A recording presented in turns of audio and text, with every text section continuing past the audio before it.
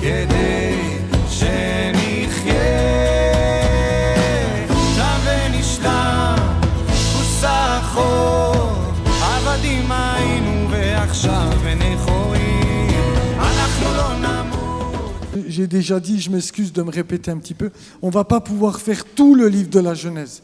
Donc je vais essayer d'avancer parce que je ne voudrais pas non plus qu'on étudie le livre pendant 5 années consécutives, hein, parce qu'il y a tellement d'autres sujets à étudier. Il y a tellement de choses à voir dans les Écritures, donc je vais sélectionner au fur et à mesure. Il y a des passages qu'on ne verra pas, mais vous aurez tout le soin à la maison de travailler. Mon but, il est simple. Vous avez remarqué qu'on m'avait proposé de mettre sur le groupe WhatsApp des petits exercices.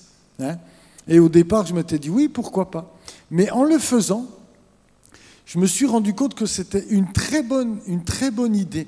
La sœur qui m'avait proposé ça, parce que l'objectif, quand on y réfléchit, c'est pas simplement de balancer comme ça un enseignement, des connaissances, parce que c'est facile avec un peu d'hébreu, un peu de culture, t'en mets plein la vue aux gens, ça c'est facile. Mais l'objectif c'est que vous soyez en mesure d'étudier vous-même bien plus profondément les Écritures. Donc ces petits exercices servent aussi à voir ce mécanisme et pour que chacun puisse au fond essayer d'approfondir avec sa lumière, avec ses connaissances, la parole de Dieu.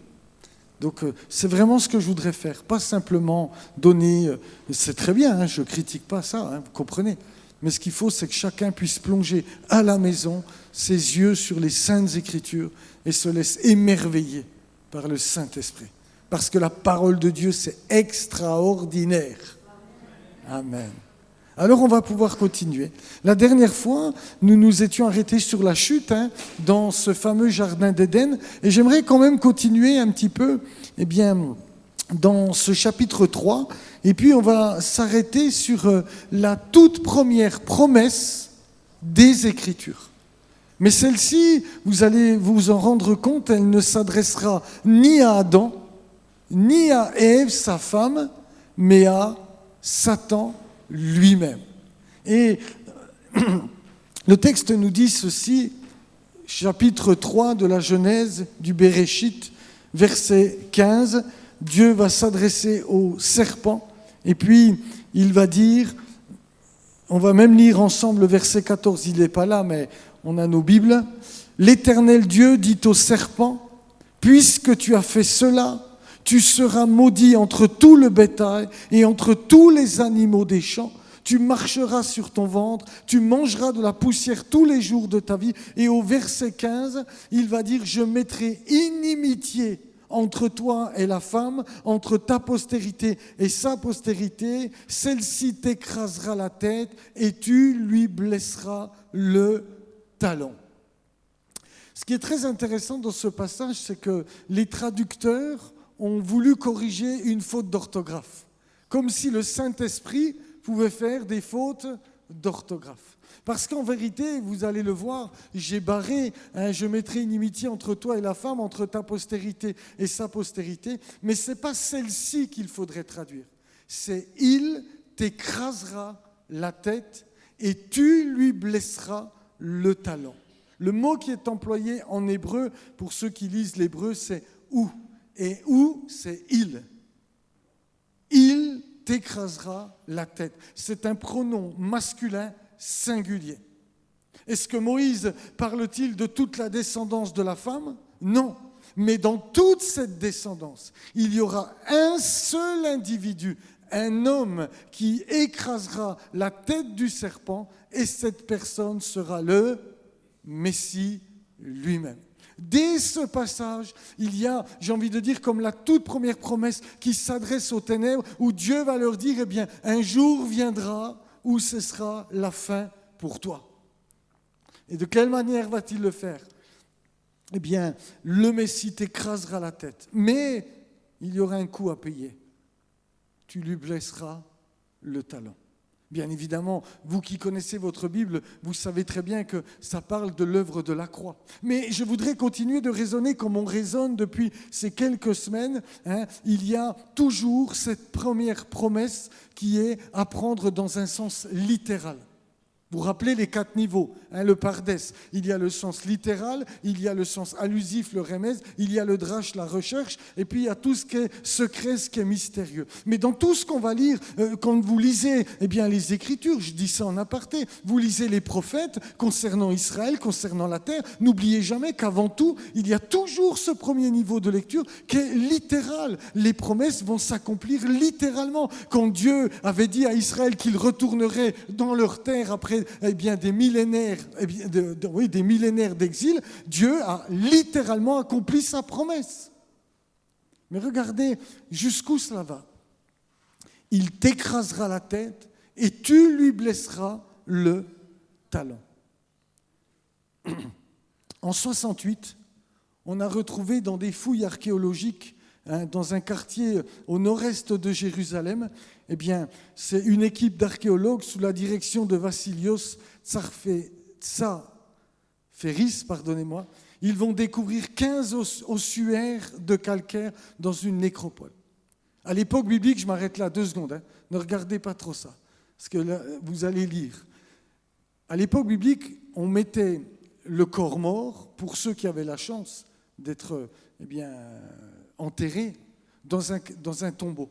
Comme Christ a été mis, c'est une cavité qui était creusée dans la grotte, dans la roche. Et puis au bout d'1 an, à peu près 1 année, on ouvrait, on allait chercher les os, parce que le corps avait été en décomposition, et on mettait ces os dans un ossuaire, dans une petite boîte.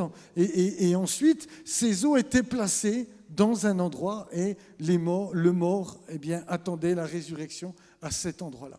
Et donc, cette équipe d'archéologues, dans un quartier du nord-est de Jérusalem, a retrouvé une quinzaine d'ossuaires.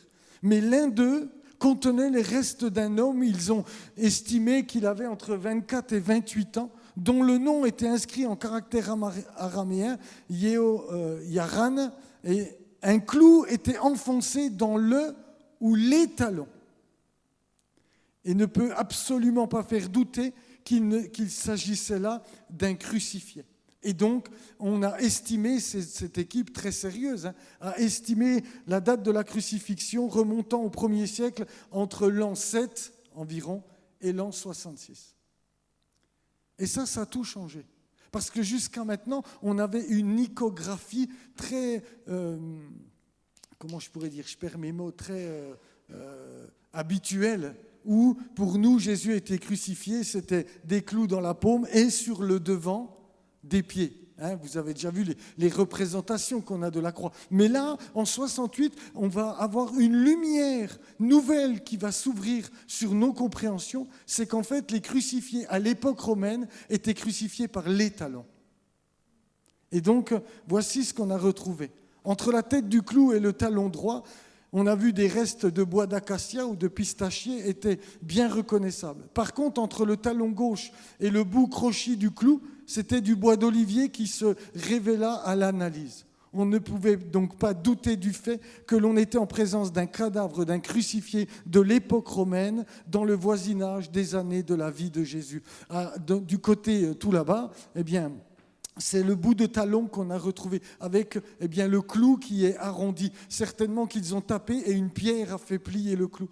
Mais il y a 3 que j'ai trouvées sur Internet, 3 représentations où il est clair qu'en fait, vous avez remarqué, c'est bien le talon qui a été percé.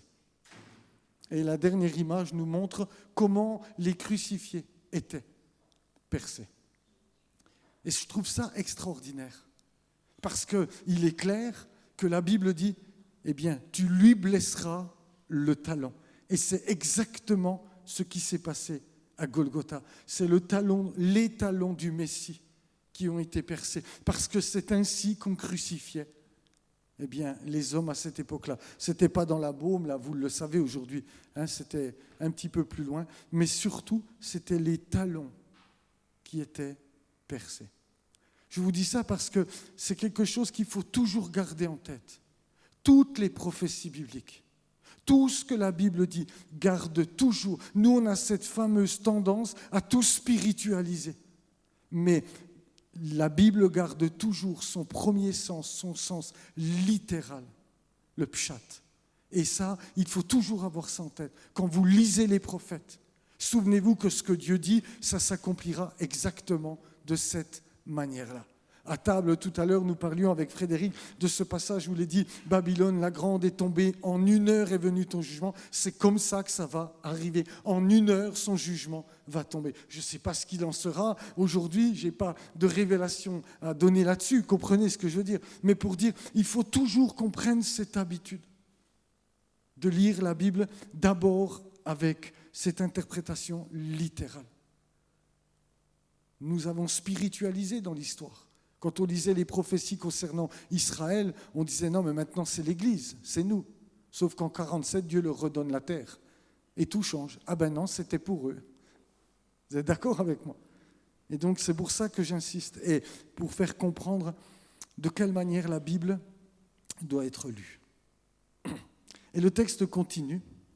Et je voudrais m'arrêter, vous connaissez l'histoire, eh bien, Dieu va dire au verset 16 à la femme, eh bien, j'augmenterai la souffrance de tes grossesses, tu enfanteras avec douleur, tes désirs se porteront vers ton mari, mais il dominera sur toi. Il dit à l'homme, puisque tu as écouté la voix de ta femme et que tu as mangé de l'arbre au sujet duquel je t'avais donné cet ordre, tu n'en mangeras point. Le sol sera maudit à cause de toi. C'est à force de peine que tu en tireras ta nourriture tous les jours de ta vie. Il te produira des épines et des ronds, tu mangeras de l'herbe des champs, et c'est à la sueur de ton visage que tu mangeras du pain, jusqu'à ce que tu retournes dans la terre, d'où tu as été pris, car tu es poussière, et tu retourneras à la poussière. Et au verset 20, il y a ce verset que nous avons là, Adam donna à sa femme le nom de Ève, car elle a été la mère de tous les vivants. Et je trouve ce verset extraordinaire. Je ne sais pas s'il vous interpelle, s'il doit exciter votre curiosité, mais imaginez-vous la scène. On est au milieu du drame le plus catastrophique de l'histoire. Adam et Ève viennent de manger de l'arbre du fruit défendu. Ils découvrent leur nudité. Dieu vient les visiter dans le jardin. Ils se cachent, etc. Dieu questionne Adam. Adam accuse sa femme. La femme accuse le serpent. Le serpent entend Dieu lui dire que bientôt un homme va se lever. Il t'écrasera la tête. Tu lui blesseras le talon. Et puis Dieu continue en disant à la femme, mais voilà, ce qui va t'arriver, tu voudras dominer sur ton mari, mais tu n'y arriveras pas. J'augmenterai les souffrances de ta grossesse. Et toi, Adam, le sol va être maudit. C'est à la sueur de ton front que tu devras nourrir ta famille. Et puis au milieu de toute cette scène qui est catastrophique quelque part, le verset 20 dénote. Adam donna à sa femme le nom d'Ève, car elle a été la mère de tous les vivants. Et tu te dis, mais comment ça... Il n'y a pas un autre moment où il peut donner le nom à sa femme? Attends 5 minutes, Adam. Vous comprenez ce que je veux dire? Comment ça se fait? Comment se fait-il? Parce que c'est très important, et parce qu'on va basculer dans quelque chose de nouveau à partir de ce passage-là. Parce que Ève, en hébreu, ça se dit rava. Rava, ça veut dire vie ou vivant. Vivre, avoir la vie, revenir à la vie, vivre dans la prospérité, vivre éternellement, guérir, survivre. Voilà de quoi la racine de Rava vient. C'est très intéressant parce qu'au milieu de toute cette scène où les conséquences du péché sont nommées, où Dieu est en train, tout à coup il se passe quelque chose. Tout à coup, il se produit un événement qui fait que, Adam va donner à sa femme le nom de Rava. C'est comme si Adam prend conscience qu'ils ne vont pas mourir. On va vivre. On va vivre, ma femme. Parce que Dieu vient de dire quelque chose. Dieu vient de dire que le mal sera un jour détruit. Dieu vient de dire qu'il va prendre les choses en main. Dieu vient d'annoncer qu'il suscitera dans l'histoire des hommes un homme, il écrasera la tête du serpent et puis celui-ci sera définitivement vaincu. Et c'est comme si Adam, à l'écoute de cette promesse, et malgré tout ce que, les conséquences du péché, il va saisir par la foi.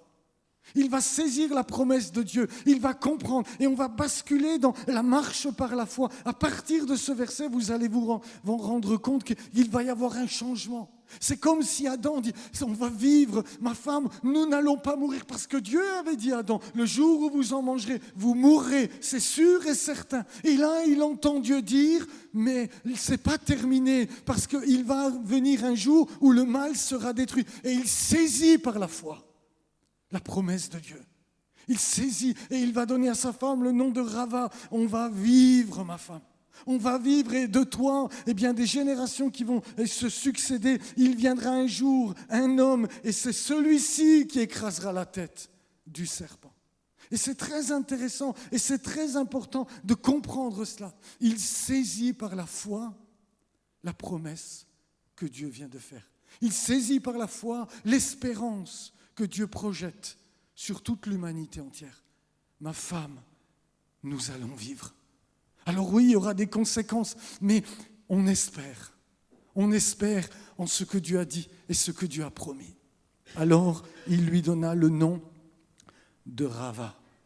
Et à partir de là, c'est très intéressant parce qu'il y a, je ne vais pas m'étendre, mais la suite du texte nous dit que, regardez au verset 21, l'Éternel Dieu fit à Adam et à sa femme des habits de peau et il les en revêtit.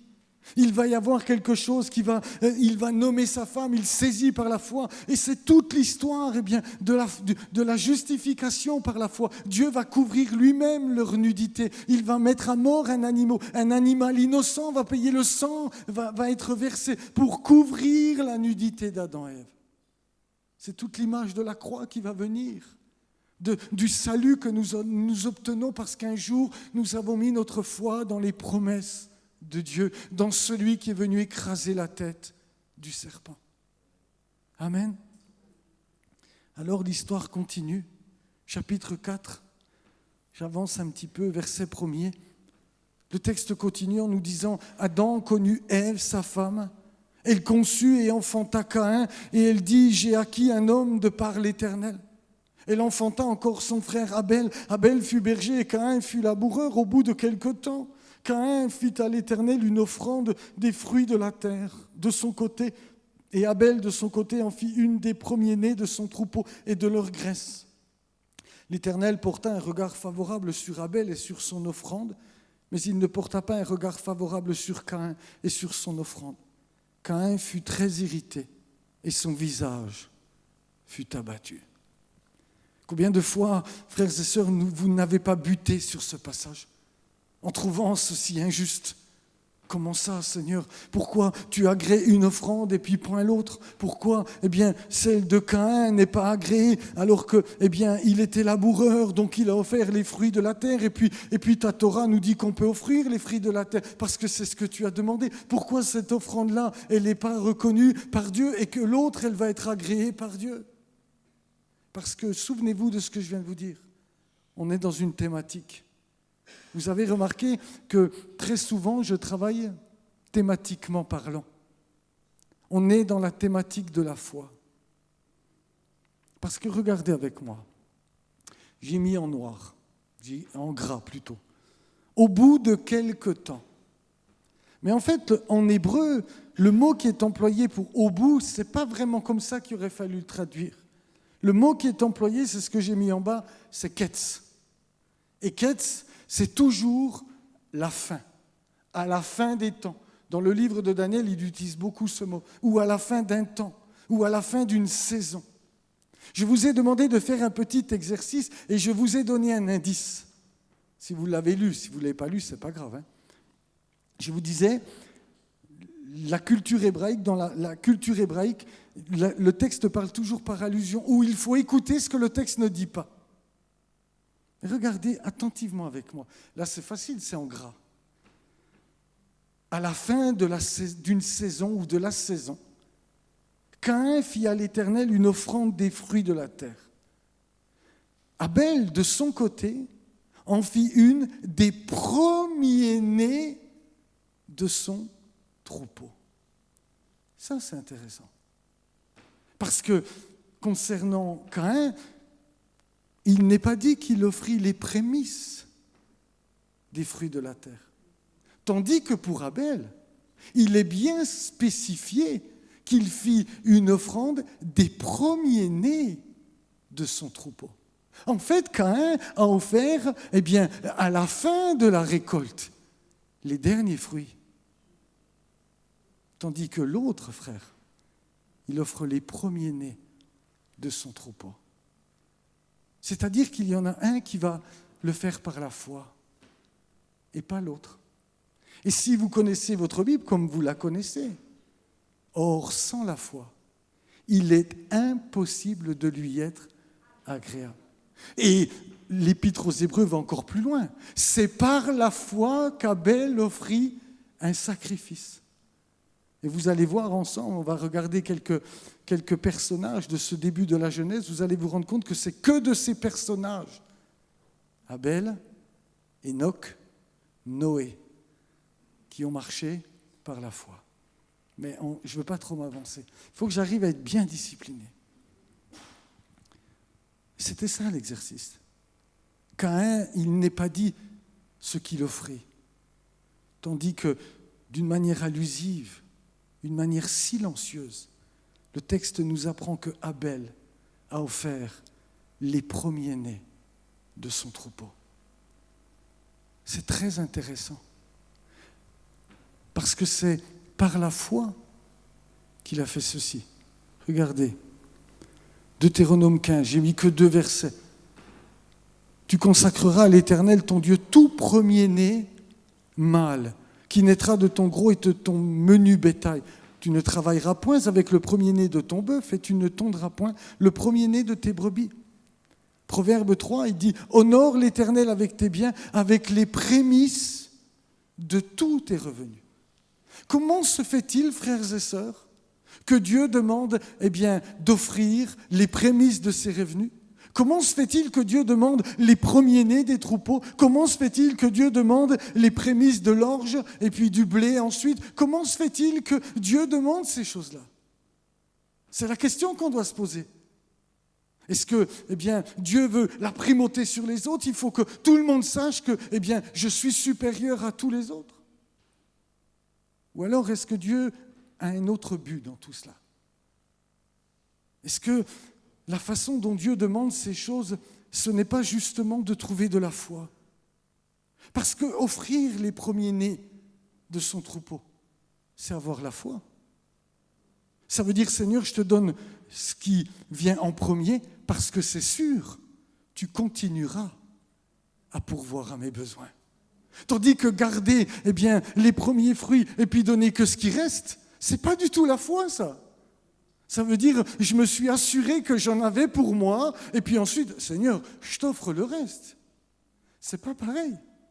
Les dîmes et les offrandes sont une part de foi, frères et sœurs. Pourquoi vous croyez que Dieu demande que l'homme s'arrête le jour de Shabbat? Shabbat en hébreu, je ne l'ai pas fait, mais parce que je le ferai peut-être dimanche prochain, on verra. Mais je ne l'ai pas fait dans ce chapitre 2. C'est le premier qui s'arrête. Au chapitre 2, c'est Dieu qui fait Shabbat, le tout premier dans les Écritures. Il se reposa au 7e jour. Mais c'est pas un mot. Shabbat, ça ne veut pas dire repos. Shabbat, ça veut dire cessation volontaire d'activité. Il aurait pu continuer. Le Seigneur, il faisait comme les Legos, il remettait une deuxième planète sur la terre. Il aurait pu continuer, mais volontairement, il s'arrête. Et il dit à l'homme, tu travailleras 6 jours, mais le 7e, volontairement, tu t'arrêtes. Parce que je ne te veux pas esclave, parce que je veux que tu marches par la foi, parce que je veux que tu aies confiance en moi. Et il va dire, tu m'offriras le premier-né mâle de ton gros et de ton menu bétail. Tu m'offriras les prémices de tous tes revenus. Et puis 3 fois par an, tu monteras, célébrer mon nom. Mais il fallait de la foi pour faire cela. Regardez avec moi, c'est dans l'Exode, Exode au chapitre 34, Exode 34 et verset 23. Regardez ce qu'il est dit. Vous avez vos Bibles? Non, vous avez vos téléphones? Oui, donc ouvrez vos téléphones. Regardez, non mais prenez l'habitude de prendre votre Bible quand même, parce que c'est bien, je mets les versets, mais je vais en mettre de moins en moins. Regardez ce qu'il dit. Exode, chapitre 34, verset 22. Allez. Tu célébreras la fête des semaines, des prémices de la moisson du froment et la fête de la récolte à la fin de l'année, 3 fois par an.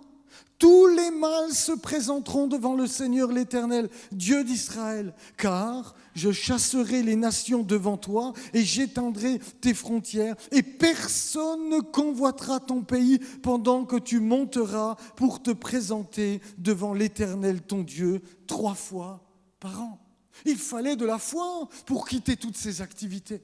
3 fois une semaine et on laissait les femmes et les enfants. Tout mal va monter. Et il fallait de la foi pour se dire « Ouais mais Seigneur, déjà il faut que j'arrête mon activité. Ça veut dire que pendant une semaine, j'ai peut-être pas de rentrée. » Et puis, tu te rends compte le danger. Qu'est-ce que vont devenir nos femmes et nos enfants? Mais Dieu dit « Moi je te promets que si tu le fais, eh bien, personne ne convoitera ton pays. » C'est la foi que Dieu cherche. C'est la foi que Dieu désirait. C'est la foi dont il est question dans l'offrande d'Abel. Il a offert les premiers-nés. Et puis, le texte continue. Regardez avec moi Lévitique au chapitre 25. Lévitique 25. Regardez ce que Dieu dit.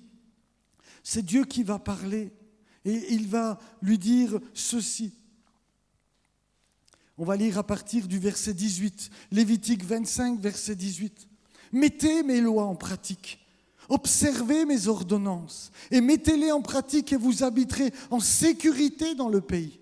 Le pays donnera ses fruits, vous mangerez à satiété et vous y habiterez en sécurité. Si vous dites, mais que mangerons-nous la 7e année? Parce que Dieu avait dit, eh bien tous les 7 ans, pendant une année, tu ne sèmes pas, tu ne récoltes pas, tu ne tailles pas ta vigne.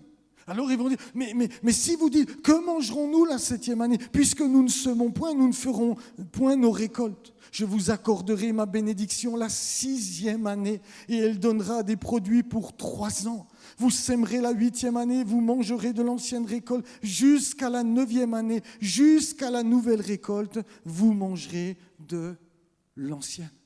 Frères et sœurs, toutes ces règles, Shabbat, les années de jubilé, les années de jachère, les premiers-nés, les prémices, c'était uniquement pour que Israël apprenne à marcher par la foi. Fais-moi confiance. Monte 3 fois l'an, tu risqueras rien. Donne-moi tes premiers-nés et puis ton troupeau va augmenter. Donne-moi les prémices et tu verras si ta récolte ne sera pas abondante. Oh Seigneur, mais on ne peut pas s'arrêter 1 an de semer ou de récolter. Comment on va faire? Eh bien, la 6e année, ta récolte portera 3 fois plus de fruits. Toute cette façon de vivre était une marche par la foi. Et ce que Dieu voulait, et c'est pour ça que je vous disais, le Béréchit, le livre de la Genèse, c'est un fondement qui va nous expliquer la pensée de Dieu, ce que Dieu désire, ce que Dieu a sur le cœur. Et dès que Adam va nommer sa femme Rava, il y a cette marche par la foi qui va s'enclencher.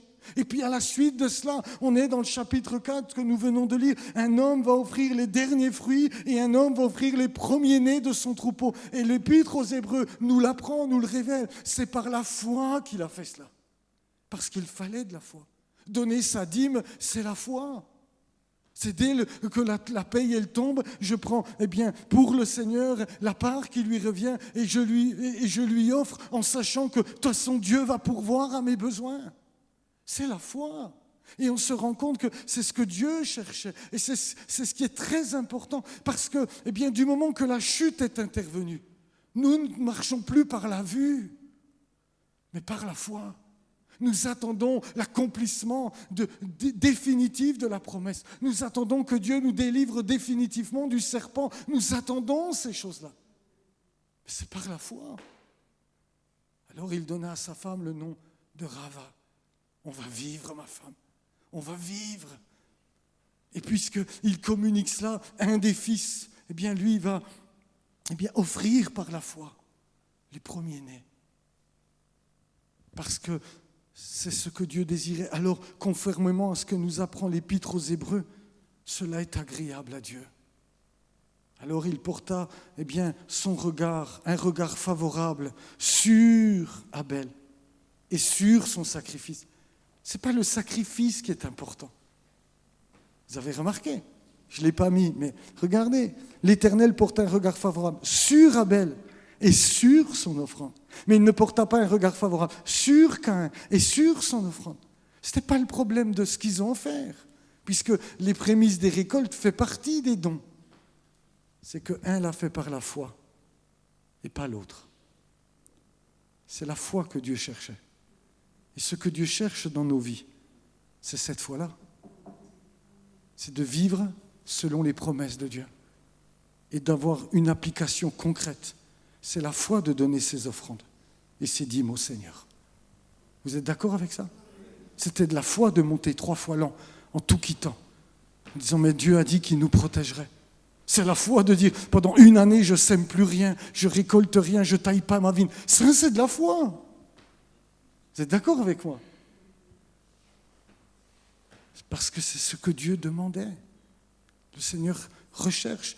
Quand nous ferons la sortie de l'Égypte, peut-être un jour, vous allez voir que jusqu'au Sinaï, c'est ce que Dieu va chercher à produire chez son peuple. Il y aura la manne, il y aura l'écaille, il y aura l'eau qui sort du rocher. Tout est une question. Fais-moi confiance, je vais m'occuper de toi. Mais c'est une école. C'est une école. Et que le texte continue, et je continue. Il dit ceci, alors il va y avoir le dialogue avec Dieu, où est ton frère, vous connaissez tout cela, suis-je le gardien de mon frère? Et puis Dieu va lui dire, écoute, tu seras maudit de la terre, etc. Au verset 16, il est dit, puis Caïn s'éloigna de la face de l'Éternel et habita dans le nord, dans la terre de Nod, à l'orient d'Éden. Puis là, le texte continue. Caïn connut sa femme, de la même manière qu'il est dit Adam connut Ève. Mais regardez la différence qu'il va y avoir. Elle conçut, elle enfanta Enoch, et il bâtit ensuite une ville, et il donna à cette ville le nom de son fils, Ranor en hébreu, qui veut dire dédié, initié, consacré, qui commence quelque chose de nouveau.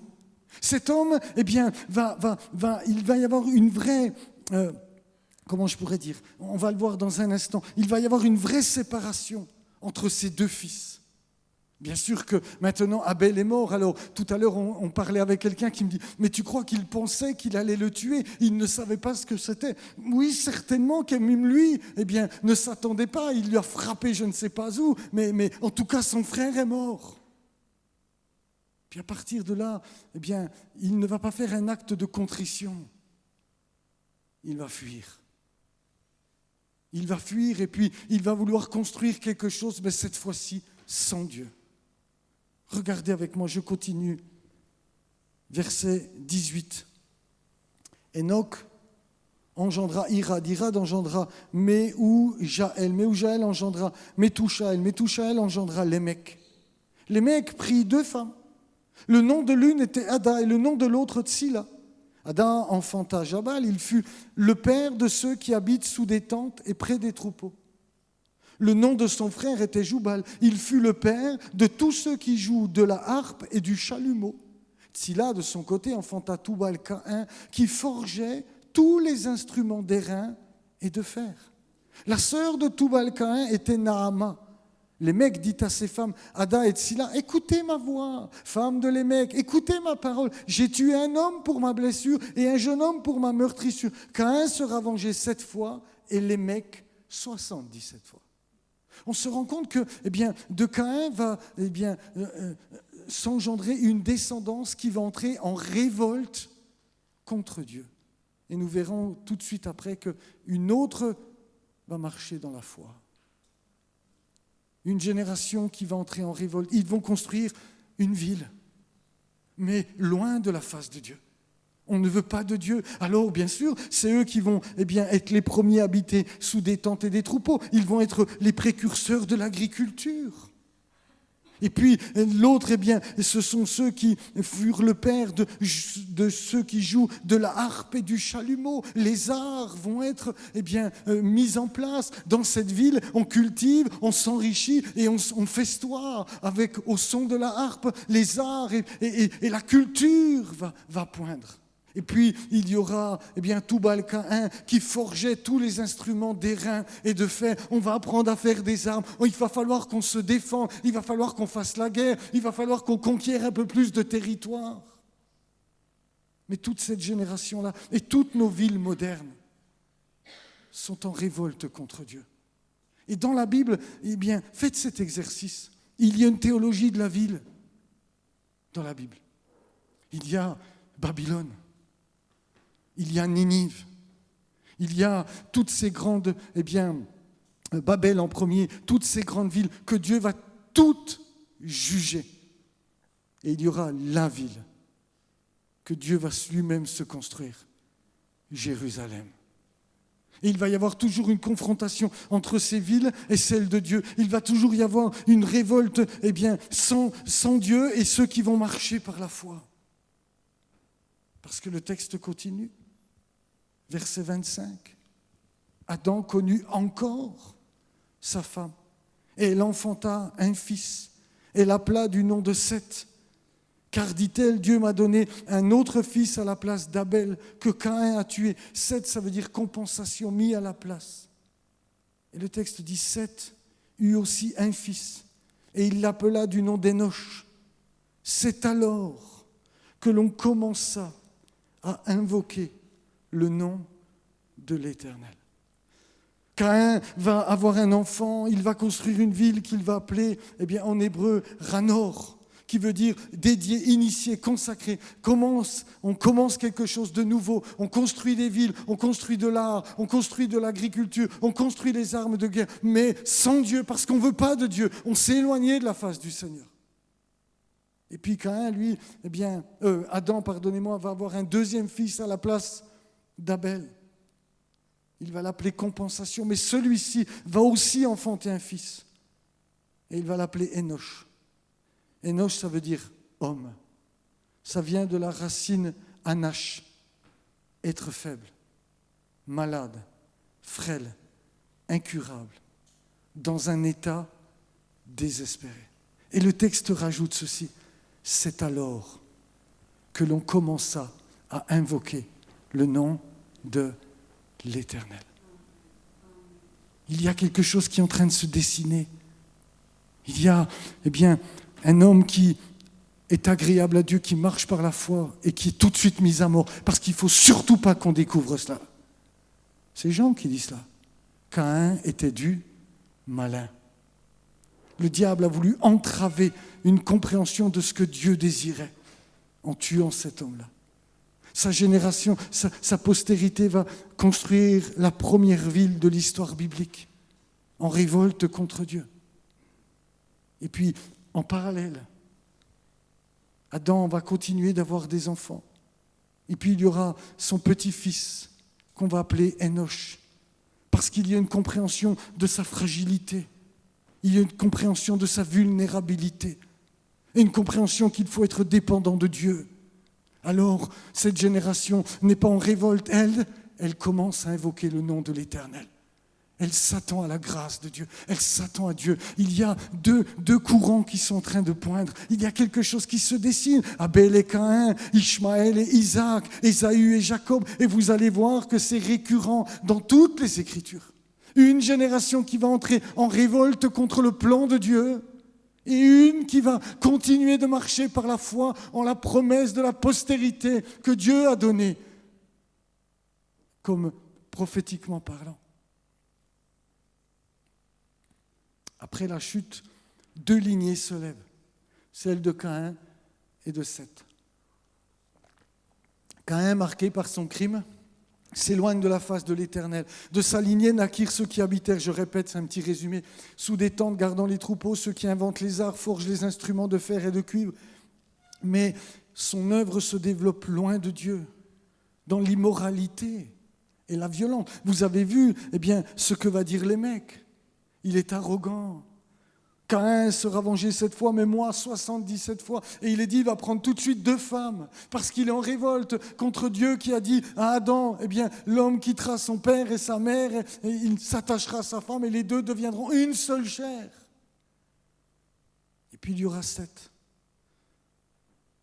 En revanche, semble rechercher la promesse faite à son père. De lui naît une descendance consciente de sa fragilité, qui va donc invoquer le nom de l'Éternel. Ainsi se séparent 2 humanités, l'une qui va bâtir sans Dieu et l'autre qui cherche sa présence, l'une qui va s'enraciner dans les choses de la terre et l'autre qui va tourner ses regards vers le ciel par la foi. Et toutes nos villes modernes sont construites dans la révolte. Toutes sauf une, Yerushalayim. Alléluia. Toutes sauf une, Jérusalem, la ville du grand roi. Mais on en parlera plus loin. Et puis, je continue, chapitre 5. Quelle heure il est? Ah là, je suis bon là. Je voudrais vous parler de quelque chose de très important. Verset 1. Voici le livre de la postérité d'Adam. Lorsque Dieu créa l'homme, il le fit à la ressemblance de Dieu. Voici le livre de la postérité.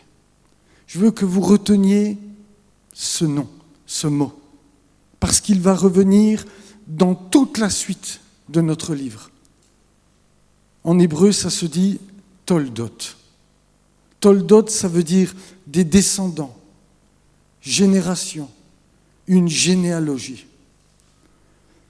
Ce mot vient de la racine yalad. Yalad, ça veut dire enfanter, engendrer, accoucher. Dans la culture biblique, Toldot ne désigne pas seulement une succession biologique, mais l'histoire qui découle d'une origine. Ainsi, chaque fois que la Torah dit « Voici les Toldot 2 », vous en trouvez 11 dans tout le livre de la Genèse. Au chapitre 2, il y avait déjà, mais je n'en ai pas parlé volontairement, j'attendais d'être là. Voici les engendrements, lorsque Dieu fit les cieux et la terre, etc.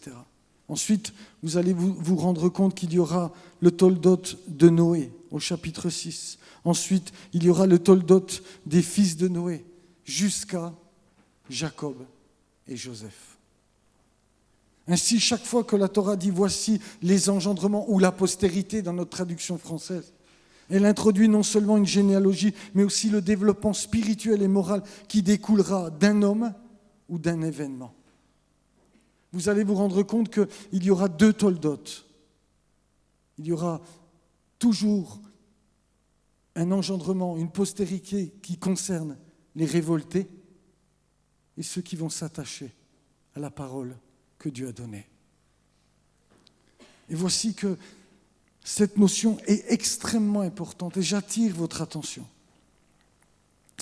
Cet engendrement, c'est-à-dire la chaîne des générations qui se succèdent et qui vont se transmettre l'héritage. Le dépôt que Dieu lui aura confié, plus qu'un engendrement biologique, c'est un engendrement spirituel. Vous comprenez ce que je dis ou pas? Ce mot-là, c'est postérité, engendrement, mais c'est extrêmement important dans le livre de la Genèse. C'est pour ça que la traduction des Septante, la version grecque, a écrit Genèse. Généséoïs, c'est un truc comme ça en grec, j'ai un petit trou de mémoire. C'est la traduction grecque de l'hébreu Toldot. Mais nous avons Bereshit. Vous vous souvenez ou pas? J'en ai parlé. Ils ont compris que c'était la colonne vertébrale de ce livre. Mais Bereshit, ça veut dire que dans le commencement, Dieu annonce ce que sera la fin. Et moi, je veux rester dans la pensée hébraïque. Mais ces engendrements, regardez ce que le Talmud, traité Sanhédrin 19b, dit. Quiconque enseigne la Torah au fils de son prochain, l'Écriture le considère comme s'il avait lui-même engendré. Et il tire cela, cette idée de nombre, chapitre 3, verset 1, où il est dit « Voici les engendrements, les Toldot, d'Aaron et de Moïse. » Mais le verset ne mentionne ensuite que les fils d'Aaron. Les sages en déduisent que puisque Moïse leur a enseigné la Torah, ils sont appelés ses fils. Ainsi, dans la pensée hébraïque, enseigner la parole de Dieu, c'est participer à l'acte même de la transmission de la vie, non par la chair, mais par la lumière de la Torah. Paul reprend exactement cette idée avec sa relation avec Timothée et Tite. Regardez ce qu'il va dire à Timothée, mon enfant légitime en la foi. Ce n'est pas pourtant son fils biologique, mais il l'a engendré dans l'Évangile. Donc il va l'appeler mon enfant. C'est typique, frères et sœurs, de cette pensée hébraïque, des engendrements. 2 Timothée 1, verset 2. À Timothée, mon enfant bien-aimé. 1 Corinthiens 4, 15. Car même si vous aviez 10 000 maîtres en Christ, vous n'avez cependant pas plusieurs pères, puisque c'est moi qui vous ai engendré en Jésus-Christ par l'Évangile. Paul ne parle pas ici d'un lien biologique, mais d'une filiation spirituelle. Et il va dire ceci. Ô Timothée, garde le dépôt. Garde le bon dépôt par le Saint-Esprit qui habite en nous. Ces engendrements, c'est une transmission du dépôt de Dieu. C'est une transmission de la parole de Dieu. C'est une transmission des promesses de Dieu. Et vous allez vous rendre compte que, quand ce mot va apparaître, je vous répète pour que vous compreniez bien mon propos, un engendrement va les maintenir dans la révolte et un autre engendrement va les maintenir dans la foi, parce qu'il y aura une bonne transmission du dépôt. Et c'est à cela que nous-mêmes, encore aujourd'hui, nous sommes appelés. Il nous faut transmettre, alors est-ce que je l'ai mis ? Il nous faut transmettre avec fidélité les saintes Écritures. Paul va dire à Timothée, trouve des hommes capables, enseigne-leur, mais qu'à leur tour, ils soient capables d'enseigner fidèlement. C'est-à-dire, il faut que le bon dépôt soit gardé de génération en génération. Et c'est quand il y a un manquement dans cette chaîne de transmission que viennent les problèmes. C'est quand il y a un manquement dans l'enseignement ou une dérive doctrinale que viennent les problèmes. Quand Jésus va dire dans le sermon sur la montagne, pour que vous compreniez, il vous a été enseigné par les anciens. Tu ne tueras point, etc. Vous connaissez dans le sermon sur la montagne. Il parle de cette transmission, mais il met en évidence que dans la transmission, il y a eu des choses qui ont été ajoutées ou retranchées, et il vient pour corriger cet enseignement. Mais moi, je vous dis, et il donne la véritable interprétation. Celle qu'il aurait fallu qu'ils reçoivent. Mais malheureusement, il y a eu un bug. C'est comme avec l'histoire d'Israël qui est en Égypte. Il est dit clairement dans Exode, une nouvelle génération va se lever, un nouveau pharaon qui n'avait pas connu Joseph. Si on lui avait parlé de Joseph, si on lui avait rapporté ce que Joseph avait fait pour l'Égypte, si Pharaon avait su qu'il doit son salut et sa famille et ses grands-parents et ses arrière-grands-parents peut-être à Joseph, sa conception le concernant aurait été différente. Mais on ne lui a pas transmis qu'il a apporté le salut à l'Égypte, qu'il a donné des solutions par la sagesse de Dieu, qu'il a fait savoir qu'il y aurait 7 ans de prospérité, 7 ans de famine, qu'il fallait construire des greniers. Si Pharaon avait su ce qu'avait fait Joseph, tout aurait été différent pour Israël. Mais il y a eu un manquement dans la transmission. C'est très important, parce que cette notion des Toldot, c'est cela. C'est un engendrement spirituel par une bonne transmission. Comment tu transmets la parole à tes enfants ? Est-ce que tu la transmets d'ailleurs ou pas ? Parce que de la manière dont tu vas la transmettre, il y aura des conséquences sur cette génération.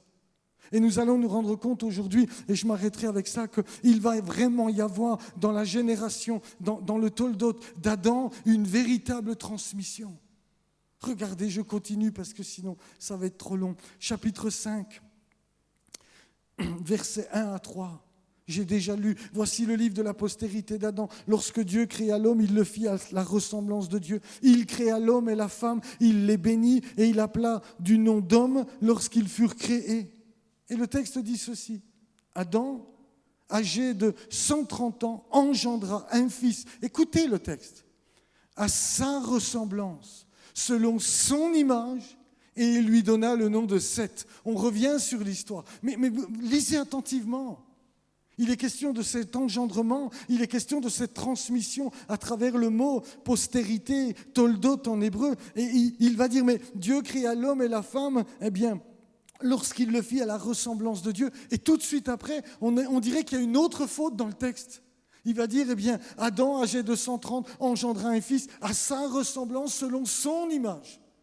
C'est-à-dire qu'il va y avoir cette chaîne de transmission qui va se mettre en route. Adam doit transmettre à ses enfants, à ses petits-enfants et à toutes les générations qui vont se succéder. Eh bien, Genèse 3,15. Un fils va venir et il écrasera la tête du serpent. Vous devez vous attendre à la délivrance de Dieu. Vous devez compter sur la promesse de Dieu. Vous ne devez jamais vous en détourner. Et puis il y aura une autre descendante qui, elle, dit on ne veut pas de Dieu, on construit des villes, l'agriculture, les arts, la guerre, on ne veut pas du Seigneur. Et on oublie ce que Dieu a dit dans le jardin d'Éden. Comme aujourd'hui, on ne veut pas des promesses de Dieu. Nous sommes dans une génération semblable. Nous allons le voir lorsqu'il sera question de Noé, lorsqu'il sera question de Lot. Jésus utilise ces images pour dire ce qui a été dans leur temps sera dans les temps de la fin. Une génération en révolte complète. On ne veut plus de Dieu dans nos écoles. On ne veut plus de Dieu dans nos institutions. On ne veut plus de crèche à Noël. On ne veut plus de tout cela parce qu'on a oublié ce que Dieu avait dit et parce qu'on n'en veut pas. Et au milieu de ça, il y a nous. Alors peut-être que tout l'extérieur n'en veut pas. C'est leur responsabilité. Mais nous continuerons d'y croire. Nous continuerons d'espérer. Nous continuerons d'invoquer le Seigneur parce que nous avons connu notre faiblesse. Il y eut 10 générations d'Adam à Noé, c'est-à-dire jusqu'au déluge. Dans ce chapitre 5 de la Genèse, la postérité d'Adam va suivre une structure répétitive. Il vécut tant d'années, engendra des fils et des filles, puis mourut. Mais au verset 21 de notre chapitre 5, il va y avoir quelque chose de très intéressant. 21 à 25. Le rythme va se briser brusquement avec Hénoch. Je lis. Hénoch, ça veut dire initié, instruit. Âgé de 65 ans, engendra, je vais le dire en hébreu, Métouchelar. Vous connaissez Mathusalem, hein? Mais c'est Métouchelar. Hénoch, après la naissance de Métouchelar, marcha avec Dieu 300 ans. Et il engendra des fils et des filles. Tous les jours d'Hénoch furent de 365 ans. Hénoch marcha avec Dieu, puis il ne fut plus parce que Dieu le prit. Dans toute cette structure, il vécut tant d'années, il engendra des fils et des filles, puis il mourut. Il y a quelque chose qui va se briser. Le rythme va être brisé par la vie d'Hénoch et de son fils, Métouchelar. Je l'ai remis là. Je vous disais, Ranor, éduqué, initié. Métouchelar, ça veut dire homme du javelot. Ou alors, à sa mort, le javelot. Hénoch, Ranor en hébreu, est une exception. Il ne meurt pas, il marche avec Dieu. Il devient une espérance. Alors que tous les autres engendrent et meurent. Hénoch s'élève comme une anticipation de la résurrection des morts. C'est très important de comprendre ce chapitre 5 parce qu'il va falloir qu'on fasse un peu de mathématiques ensemble. Vous êtes prêts? Avant cela, j'ai mis ces 2 versets-là. Hébreux 11, 5. C'est par la foi qu'Hénoch fut enlevé pour qu'il ne voie point la mort. Il ne parut plus parce que Dieu l'avait enlevé, car avant son enlèvement, il avait reçu le témoignage qu'il était agréable à Dieu. Et puis Jude, versets 14 et 15, va dire « C'est aussi pour eux qu'Hénoch, le 7e depuis Adam, et comptez, c'est le 7e, a prophétisé en ces termes, « Voici le Seigneur est venu avec ses saintes myriades pour exercer un jugement contre tous et pour faire rendre compte à tous les impies parmi eux de tous les actes d'impiété qu'ils ont commis et de toutes les paroles injurieuses qu'ils ont professées contre lui des pécheurs impies. » Le texte nous apprend que cette descendance, cet engendrement d'Adam, jusqu'au 7e, vit dans un environnement qui est en révolte, un environnement d'impies. Mais voilà que eux, vont marcher dans ce qui est agréable à Dieu, à tel point que cet homme Enoch, va être pris par le Seigneur, comme, les prémices de la résurrection d'entre les morts, ce que nous on appelle aussi l'enlèvement, parce qu'il était agréable à Dieu, parce que ce qu'il faisait était agréable à Dieu. Et nous apprenons par le livre de Jude que cet homme, était aussi quelqu'un qui a prophétisé, parce que c'est quelqu'un qui s'attendait au jugement et à la délivrance de Dieu. C'est quelqu'un qui a reçu les engendrements, qui a reçu la promesse qu'un jour viendrait la délivrance, qu'un jour viendrait la destruction du mal sur la terre. On se rend compte dans ce chapitre 5 qu'il y a une bonne transmission, un bon engendrement, un bon dépôt qui est gardé. Et regardez jusqu'où cela va. On s'arrêtera avec ça aujourd'hui, mais ensuite il est dit que Métouchélar va enfanter Lémec. Lémec, âgé, verset 28, de 182 ans, engendra un fils. Il lui donna le nom de Noé en disant « Celui-ci nous consolera ». Ils attendent le fils. Il se dit, Noé, Noar en hébreu, ça veut dire la consolation. Quelque part, vous comprenez ce que je suis en train de dire? Ils sont dans l'attente de ce que Dieu a promis. Ces générations qui se succèdent, ils ont saisi la promesse, ils attendent la promesse de Dieu, ils croient la promesse de Dieu et ils transmettent cette promesse de génération en génération. Et Enoch, lui, c'est extraordinaire. Je reviens à ma slide précédente. Enoch, il va, âgé de 65 ans, il va engendrer Métouchélar, homme du javelot, à sa mort, le javelot. Et c'est là que ça devient intéressant. Parce que cet homme, écoutez bien ce que je vais vous dire là, cet homme va prophétiser. C'est ce que nous avons lu dans Jude, que Dieu va envoyer des myriades pour juger les impies. Mais en plus de prophétiser, il va donner un signe. Il va avoir un fils.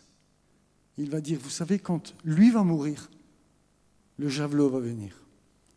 Ou littéralement, on pourrait même traduire, ce n'est pas une erreur de traduction, à sa mort, Dieu l'enverra. Et c'est là qu'il nous faut faire des mathématiques. Alors je continue. À sa mort, le javelot.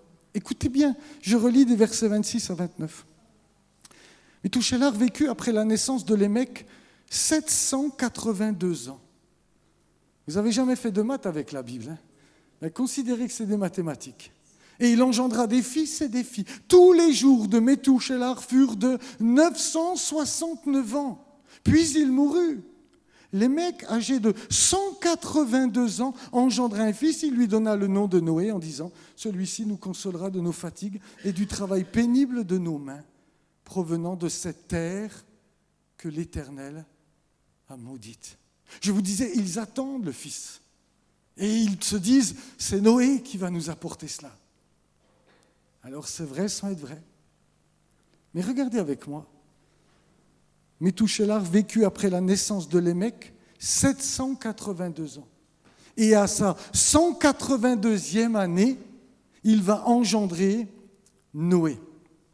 Si vous me faites 782 moins 182, ça fait, c'est marqué, hein. Là, ouais, c'est trop facile ça.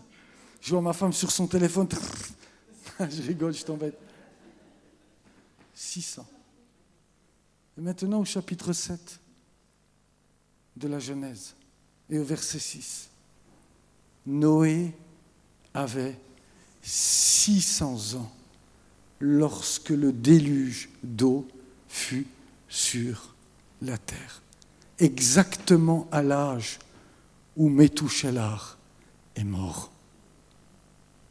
Des hommes qui avaient saisi par la foi la promesse de Dieu. Des hommes qui ont transmis le bon dépôt. Et des hommes qui ont prophétisé, qui ont dit « Le Seigneur va venir avec ses saintes myriades. Mais en plus de prophétiser, je vais vous donner un signe. Quand mon fils mourra, alors Dieu enverra le déluge. » Frères et sœurs, c'est exactement ce même schéma que Jésus a reproduit. Dieu a envoyé ses prophètes, pour nous dire Jérusalem sera reconstruite. Et quand vous verrez cela, relevez la tête, parce que votre délivrance approche. Mais en plus de la prophétie, Dieu va donner un signe. Écoutez bien ce que je vous dis là. Il y a 2 évangiles qui parlent de la destruction du temple. Ce qu'on appelle le discours eschatologique de Jésus. Jésus va s'asseoir sur le mont des Oliviers. Dans la tradition, le mont des Oliviers, c'est la montagne des choses dernières. Et là, il va donner un dernier discours dans Matthieu sur les 5 discours que Matthieu offre, en expliquant ce que sera la fin. Et puis, il y aura Luc, au chapitre 21. Matthieu 24, Luc 21. Et puis, je n'ai pas le temps, mais vous le ferez, je ne me trompe pas, c'est certain. Les disciples sont devant le temple et ils vont dire, Seigneur, regarde, la merveille d'Hérode, 42 ans de construction. Je vous le dis en vérité, il ne restera pas pierre sur pierre. Dans Luc 21, les disciples vont lui poser cette question. Dis-nous à quel signe, pas quel signe nous allons reconnaître cela. Jésus va dire, c'est simple. Quand vous verrez Jérusalem investie par les armées, fuyez. Parce que Jérusalem va être terrassée. Et vous serez dispersés dans le monde entier. Quel était le signe? C'était lorsque Titus, d'abord son père Vespasien, est venu faire le siège à Jérusalem pendant 2 ans. Quand vous verrez cela, barrez-vous. Ouais, pardon, c'est un peu... fuyez. J'ai parlé un petit peu trop copain, quoi. Fuyez. C'est ce qu'ils ont fait. Et c'est ce qui est arrivé en l'an 70 de notre ère. Mais dans Matthieu 24, les disciples ne vont pas poser la même question. Matthieu ne va pas s'attaquer au même problème. T'as vu la construction? Oui, je vous le dis en vérité, il ne restera pas pierre sur pierre. Seigneur, dis-nous quel est le signe de ton avènement et de la fin du monde. Et Jésus répondra, quand vous verrez l'abomination de la désolation établie en lieu saint, que celui qui lise Daniel fasse attention. Il va dire, il y aura un signe. Il va se passer un événement majeur sur le mont du Temple. Et c'est là que vous devez regarder. Et quand vous verrez cela, alors relevez la tête, parce que votre délivrance est proche. Ce n'est pas fuyez, c'est alors que vous verrez paraître dans le ciel le Fils de l'homme sur les nuées. Dieu nous a donné des promesses prophétiques, mais il nous a donné un signe, Jérusalem. Et surtout, je ne sais pas, ne me demandez pas après s'il va y avoir le 3e temple ou pas, j'en sais rien du tout. Tout ce que je sais, c'est que Jésus dit qu'il va y avoir un événement majeur, certainement que sur le mont du Temple, l'Antichrist va se proclamer Dieu. C'est certainement cela dont Daniel a parlé et que Paul reprend dans l'Épître aux Thessaloniciens. Il ira s'asseoir dans le sanctuaire et se déclarer Dieu lui-même. Mais quand Jésus dit, quand vous verrez ça, c'est sûr et certain, votre délivrance est sur le point d'arriver. C'est le signe que Dieu a donné pour la fin des temps. Et nos regards doivent être sur Jérusalem. Et nous devons engendrer une génération qui continue, si ce n'est pas de notre temps, qui continue à y croire, qui continue à regarder là-bas, qui continue à s'attendre aux promesses de Dieu. Nous verrons ça la prochaine fois avec Noé. Là, je n'ai pas le temps. Mais c'est tellement important. Tous les jours de Métouchélar, dire, furent de 969 ans. Puis il mourut. 969 ans, c'est l'homme qui a vécu le plus long dans l'histoire biblique. Presque 1000 ans, vous imaginez, mais ça nous parle de la patience de Dieu. Dieu a été patient. C'est Pierre qui nous dira ça. Lorsque la patience de Dieu se prolongeait au jour de Noé, pendant la construction de l'arche.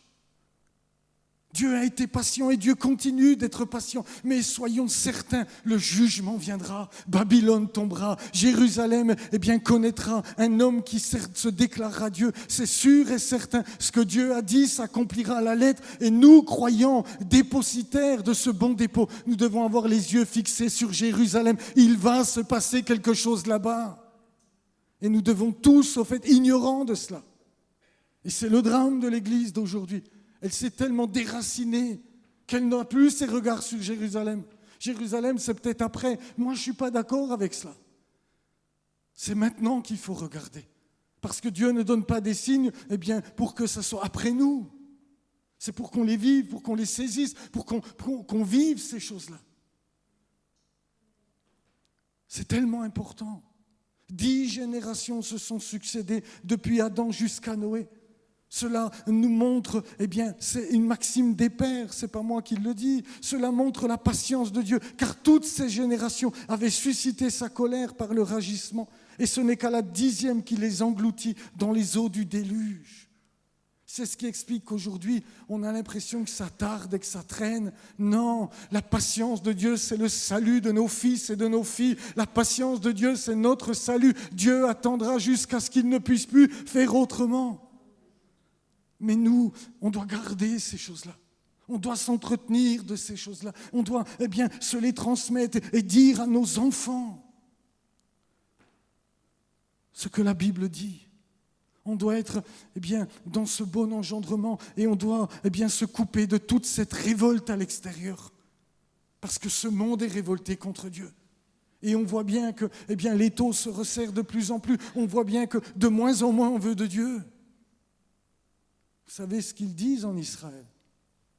Après Shabbat, ce sera dimanche.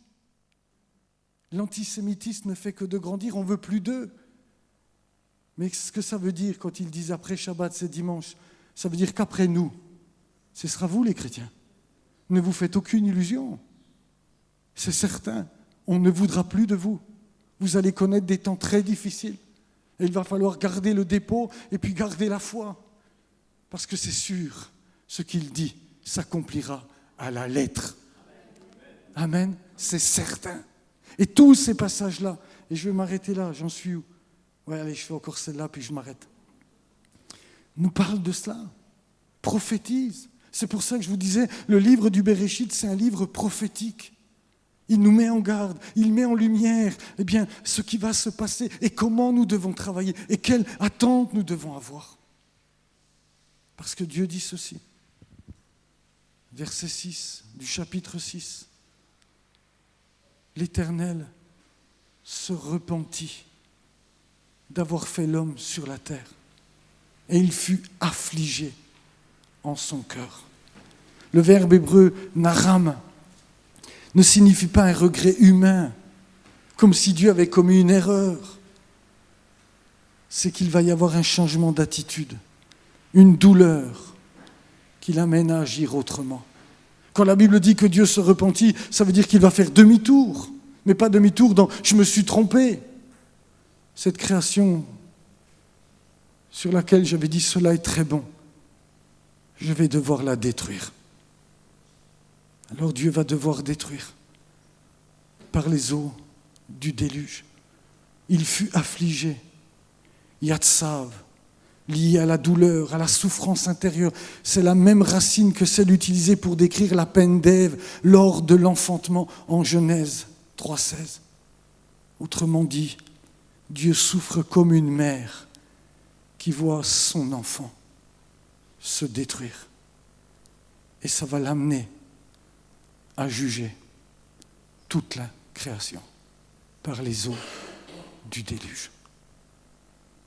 Et le texte dit, et c'est ça, c'est ce qu'on verra la prochaine fois, mais, les mais Noé trouva grâce aux yeux de l'Éternel.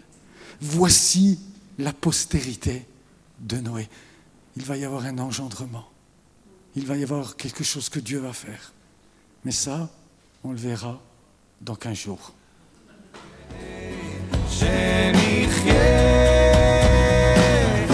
ונשלם, וסחור ועכשיו ונכונים